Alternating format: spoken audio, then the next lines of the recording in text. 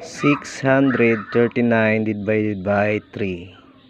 So ito guys, divide natin siya kung ilan. 639 divided by 3. So yan equals, yan 639 divided by 3. Guys, kukunin natin yung sagot, yung paano natin kukunin. So ganito lang naman yan, napaka basic lang.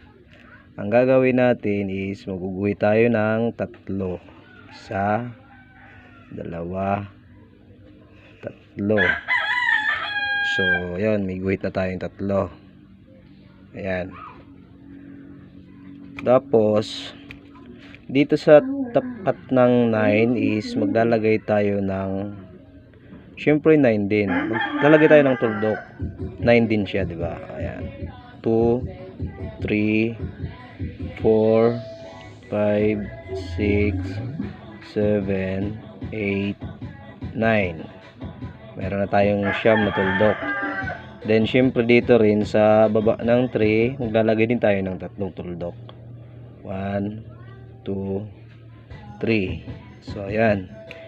Syempre ganito rin dito sa baba ng number 6. 6 din siya. 1, 2, 3, 4, 5, 6. So ayan. Ito, yung mga tuldok na to, lalagyan natin ng guhit. Pababa. 1, 2, 3. Ito yung tuldok na nasa loob ng number 9. Then ito din syempre yung nasa number 3. 3 tuldok din, di ba? Guguhitan din natin yan pababa. Ganon din dito sa number 6. Guhitan din natin siya pababa. Ayan, tapos na tayong magguhit. So ngayon, bibilangin natin siya kung ilang guhit yan.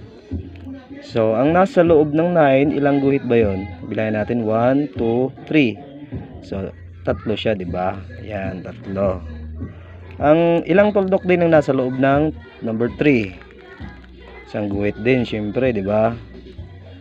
Kasi 1 line din, di ba? Di number 1, isa lang din, isang line.